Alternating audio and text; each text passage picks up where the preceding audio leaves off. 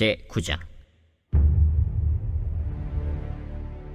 이 일 후에 방백들이 내게 나와 이르되, 이스라엘 백성과 제사장들과 레위 사람들이 이 땅 백성들에게서 떠나지 아니하고 가나안 사람들과 헷 사람들과 브리스 사람들과 여부스 사람들과 암몬 사람들과 모압 사람들과 애국 사람들과 아모리 사람들의 가증한 일을 행하여 그들의 딸을 맞이하여 아내와 며느리로 삼아 거룩한 자손이 그 지방 사람들과 서로 섞이게 하는데 방백들과 고관들이 이 죄에 더욱 으뜸이 되었다. 하는지라 내가 이 일을 듣고 속옷과 겉옷을 찢고 머리털과 수염을 뜯으며 기가 막혀 앉으니, 이에 이스라엘의 하나님의 말씀으로 말미암아 떠는 자가 사로잡혔던 이 사람들의 죄 때문에 다 내게로 모여오더라. 내가 저녁 제사 드릴 때까지 기가 막혀 앉았더니 저녁 제사를 드릴 때에 내가 근심 중에 일어나서 속옷과 겉옷을 찢은 채 무릎을 꿇고 나의 하나님 여호와를 향하여 손을 들고 말하기를, 나의 하나님이여, 내가 부끄럽고 낯이 뜨거워서 감히 나의 하나님을 향하여 얼굴을 들지 못하오니, 이는 우리 죄악이 많아 정수리에 넘치고 우리 허물이 커서 하늘에 미침이니이다. 우리 조상들의 때로부터 오늘까지 우리의 죄가 심하매 우리의 죄악으로 말미암아 우리와 우리 왕들과 우리 제사장들을 여러 나라 왕들의 손에 넘기사 칼에 죽으며 사로잡히며 노략을 당하며 얼굴을 부끄럽게 하심이 오늘날과 같으니이다. 이제 우리 하나님 여호와께서 우리에게 잠시 동안 은혜를 베푸사 얼마를 남겨두어 피하게 하신 우리를 그 거룩한 처소에 박힌 못과 같게 하시고, 우리 하나님이 우리 눈을 밝히사 우리가 종노릇 하는 중에서 조금 소생하게 하셨나이다. 우리가 비록 노예가 되었사오나 우리 하나님이 우리를 그 종살이하는 중에 버려두지 아니하시고 바사 왕들 앞에서 우리가 불쌍히 여김을 입고 소생하여 우리 하나님의 성전을 세우게 하시며 그 무너진 것을 수리하게 하시며 유다와 예루살렘에서 우리에게 울타리를 주셨나이다. 우리 하나님이여, 이렇게 하신 후에도 우리가 주의 계명을 저버려 싸우니 이제 무슨 말씀을 하오리이까? 전에 주께서 주의 종 선지자들에게 명령하여 이르시되, 너희가 가서 얻으려 하는 땅은 더러운 땅이니 이는 이방 백성들이 더럽고 가증한 일을 행하여 이 끝에서 저 끝까지 그 더러움으로 채웠습니다. 그런즉 너희 여자들을 그들의 아들들에게 주지 말고 그들의 딸들을 너희 아들들을 위하여 데려오지 말며 그들을 위하여 평화와 행복을 영원히 구하지 말라. 그리하면 너희가 왕성하여 그 땅의 아름다운 것을 먹으며 그 땅을 자손에게 물려주어 영원한 유산으로 물려주게 되리라 하셨나이다. 우리의 악한 행실과 큰 죄로 말미암아 이 모든 일을 당하였사오나 우리 하나님이 우리 죄악보다 형벌을 가볍게 하시고 이만큼 백성을 남겨주셨사오니 우리가 어찌 다시 주의 계명을 거역하고 이 가증한 백성들과 통혼하오리이까? 그리하면 주께서 어찌 우리를 멸하시고 남아 피할 자가 없도록 진노하시지 아니하시리이까? 이스라엘의 하나님 여호와여, 주는 의로우시니 우리가 남아 피한 것이 오늘날과 같사옵거늘 도리어 주께 범죄하였사오니 이로 말미암아 주 앞에 한 사람도 감히 서지 못하겠나이다 하니라.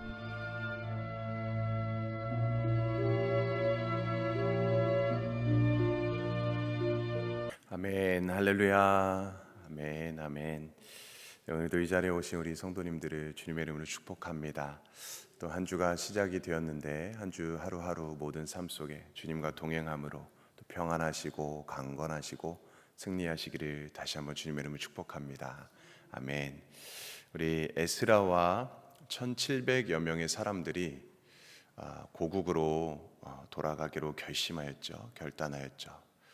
그래서 고국으로 돌아오게 되었는데 이 에스라가 그 고국으로 돌아오는 이 상황에서 바라봤을 때 참으로 기가 막힌 이야기들을 듣게 되는 것입니다. 1절과 2절의 내용을 보면 돌아온 제사장과 이전에 돌아온 제사장과 레위 사람들을 비롯한 이 백성의 지도자들이 이방 여인을 아내로 맞아서 살아간다라는 이야기를 듣게 됩니다. 지금 이 사람들은 포로로 끌려갔던 이 바벨론의 땅에서 종살이를 하다가 돌아온 자들입니다. 그야말로 제2의 출애굽을 한 사람들이라고 할 수 있습니다. 그래서 성전을 재건하고 다시 믿음 가운데 살도록 한 사람들인데 어떻게 이런 일이 벌어질 수 있을까? 이전에 그들의 조상들 곧 이스라엘과 남유다가 망한 이유가 무엇이었습니까? 그들이 힘이 약해서도 아니었고 하나님의 능력이 없어서도 아니었습니다. 그들이 가나안 백성들과 섞여 살면서 그들의 풍습을 따르고 그들의 신들을 섬겼기 때문이지 않습니까? 그래서 나라가 멸망하고 포로로 끌려가지 않았습니까? 그렇게 70년 동안 포로살이를 하게 되고 이제 그들이 돌아오게 돼서 1차, 2차 귀환을 하게 되었는데 그들이 무슨 힘이 있어서 돌아올 수 있었겠습니까? 다 하나님의 때가 되어서 하나님의 섭리 가운데에 고레스 왕을 통해 하나님이 돌아오도록 하신 것이었습니다. 그렇다면 이제 그들이 어떻게 사는 것이 마땅하겠습니까? 하나님의 백성답게 하나님의 올바로 경외하며 구원받은 은총 가운데에 살아가는 것이 마땅한 것이죠. 자, 그런데 지금 에스라가 목도하고 있는 그 상황은 그야말로 기가 막힌 상황인 것입니다. 그들이 이방 여인을 아내로 맞이해서 살고 있는 것이죠. 그것도 제사장과 레위인이 앞장서서 그러고 있는 것입니다.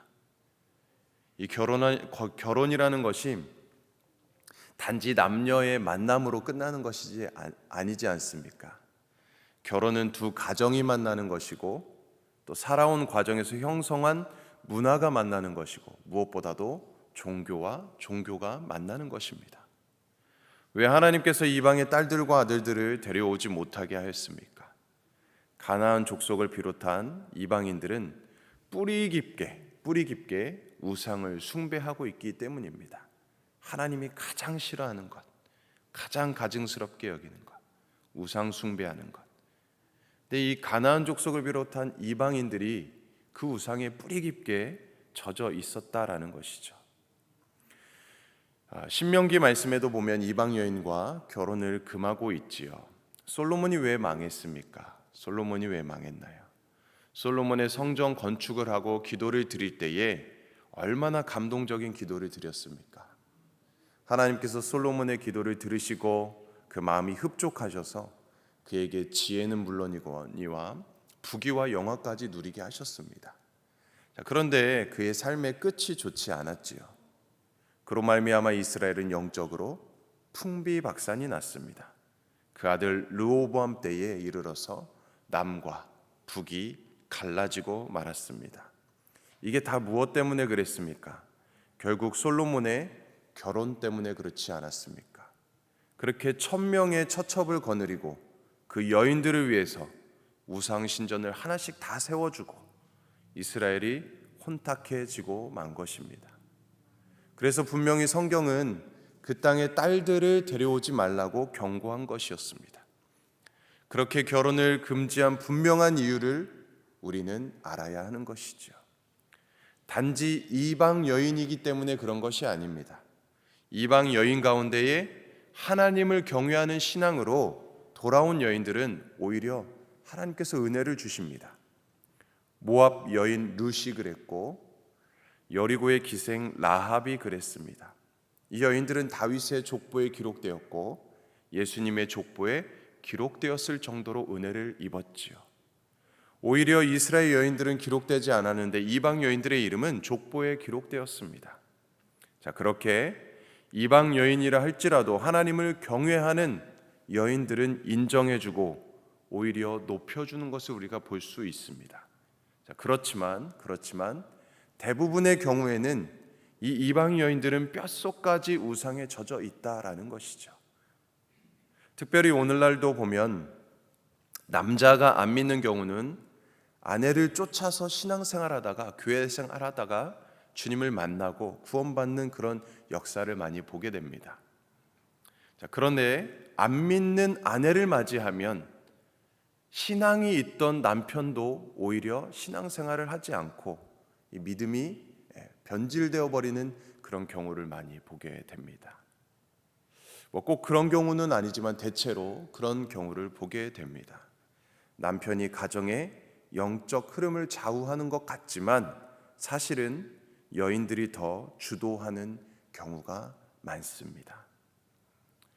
그래서 특별히 이 이방 여인에 대해서는 엄격히 경계를 하는 것이죠. 당시 가나안 종교라는 것이 얼마나 음란하고 잔혹했는지 모릅니다. 종교라는 이름으로 음행을 적극적으로 관장했습니다. 그래야만 바알과 아세라를 만족시킨다고 하였습니다. 또 자녀들을 신에게 인신 제물로 바치는 일이 횡행했던 것입니다. 단순히 우상 숭배하는 것만으로도 하나님께서 너무나도 가증스럽게 여기는데 가나안 종교는 하나님의 진노를 하실 수밖에 없는 그런 행동들을 하였습니다. 그래서 하나님은 다 진멸하라고 명령하시지 않았습니까? 그렇게 그 땅 전체를 새롭게 하고자 했지만 이스라엘은 이제 이에 온전히 순종하지 못했습니다. 결국에는 사사시대에서 보는 것처럼 죄악에 깊이 빠져버립니다. 그래서 이방의 압제와 그 고통을 겪어야만 했고 사사를 통해서 하나님의 구원을 경험해야 했습니다. 지금 유다 백성들도 마찬가지로 그 죄악으로 바벨론의 압제를 당하게 되었고 70년 포로 생활을 겪어야만 했습니다. 그러나 하나님의 구원으로 이제 돌아올 수 있게 되었고 그들이 성전도 재건하고 은혜를 입었는데 그런데 또 큰 죄악 가운데 이 지경에 빠지고 말았던 것이죠. 3절 말씀에 보면 이를 본 에스라의 반응이 무엇이었습니까? 3절 말씀을 함께 읽겠습니다. 내가 이 일을 듣고 속옷과 겉옷을 찢고 머리털과 수염을 뜯으며 기가 막혀 앉으니. 기가 막혀 앉았다. 속옷과 겉옷을 찢는 행위는요 지극히 슬픔을 표현하는 것입니다. 그리고 그의 머리털과 수염을 뜯는 것은 분노를 표시하는 것입니다. 에스라는 지금 이 슬픔과 분노 가운데에 이 너무나도 이 힘든 이 심정으로 닥치는 대로 다 쥐어 뜯고 있는 겁니다. 얼마나 괴로우면 그렇게 다 쥐어 뜯을까요? 그의 절망과 분노가 잘 드러나고 있는 모습입니다. 그리고 마음을 진정하고서 그 찢어진 옷을 입은 채 어디로 향하고 있습니까? 5절의 말씀에 보면 그는 하나님 앞으로 달려가서 회개 기도를 하기 시작합니다. 백성들에게 달려가서 분노를 표출하고 책망하고 분풀이를 하는 게 아니었죠. 에스라는 그 백성들의 죄악을 자신의 죄악으로 여기면서 하나님 앞에 부끄러워 고개를 들지 못하며 회개를 하고 있습니다. 참 신앙인이란 바로 이러한 사람이지 않겠습니까? 다른 사람들의 잘못과 부끄러움을 비난하고 정죄하기보다는 그것을 나의 잘못으로 여기고 나의 아픔으로 여기며 하나님께 기도하는 사람입니다. 그래서 에스라는 먼저 자신들의 죄를 하나님 앞에 자복합니다. 그는 하나님 앞에 할 말이 없음을 인정하고 있는 것이죠. 6절 말씀에서도 보면은 6절 말씀에서부터 보면 이제 조상에서부터 이어온 죄를 조목조목 회개하고 있습니다. 그리고 하나님의 은혜로 붙들어 주시고 이렇게 남은 자를 두셨는데도 여전히 죄악을 떨치지 못하는 모습을 고백하고 있습니다. 그럼에도 하나님이 그들을 남겨두신 그 이유를 생각하며 하나님의 의로우심에 호소를 하고 있습니다. 회개하면 언제든지 용납해 주시는 그 하나님의 의로우심 앞에 기대어 에스라는 회개하고 이 에스라의 회개를 본 유다 백성들도 함께 회개하게 됩니다.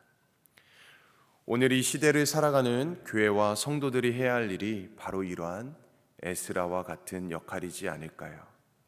우리는 죄로 치닫는 이 시대를 보고 방관하며 살아가서는 안 되겠지요. 뿐만 아니라 비난하고 정죄하기보다는 그 죄악을 우리의 죄악으로 여기면서 우리의 죄로 인식하고 우리가 먼저 하나님 앞에 회개하고 중보기도 해야 할 것입니다. 이 땅의 교회와 성도들이 이 나라와 민족과 세계와 열방을 향해서 애통하는 마음으로 중보할 때에 그것이 씨앗이 되고 불꽃이 되어서 이 백성들이 하나님 앞에 바로 서는 그 역사가 일어날 줄로 믿습니다. 이것이 바로 오늘 이 시대를 살아가는 왕 같은 제사장으로 우리를 불러주신 그 이유이지 않을까요? 우리의 사명이지 않을까요?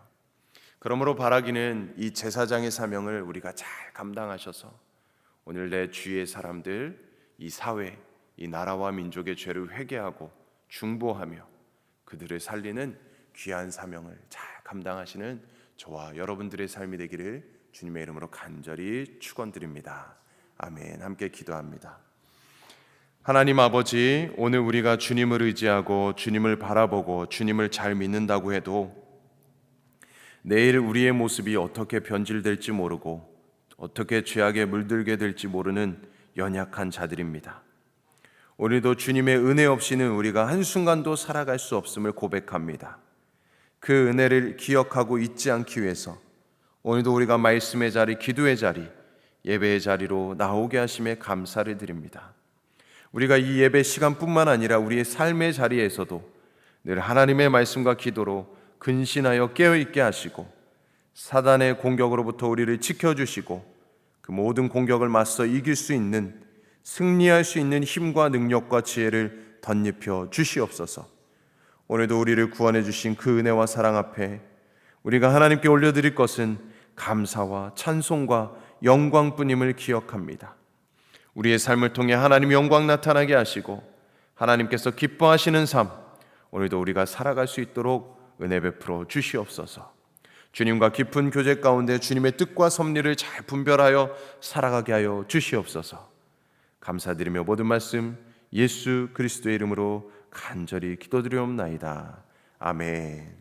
오늘은 우리 남미 지역을 위해서 기도합니다. 멕시코의 라준영 방주희 선교사님, 아르헨티나 김우진 박경희 선교사님, 강기한 이옥 선교사님을 위해서 우리 함께 기도해 주시고, 우리 교회를 위해서 기도할 때 담임 목사님 청빙을 위해서 우리 함께 기도해 주시고, 또 우리 연약함 중에, 아픔 중에, 고통 중에 있는 모든 성도님들 회복되고 치료되고 모든 것이 주님의 은혜로 함께 해주시도록 우리 기도해 주시고, 또 우리 가정과 일터를 위해서, 우리 다음 세대 모든 여름 사역을 위해서, 또 우리 개인의 기도 제목을 가지고 주님의 이름 세 번 외치며 간절히 기도하겠습니다.